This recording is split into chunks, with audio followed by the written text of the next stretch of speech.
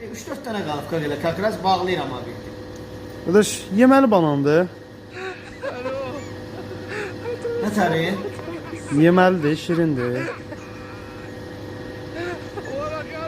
Yox, qaqa, bu yeməli deyil, qaqa, örgətmə olmasın. Bunu nə edirsən, qaqa? Bunu, bax, belə burasından var, görsən, yer var. İp bağlayırsan, qaqa, balkondan yavaş-yavaş sallayırsan aşağı.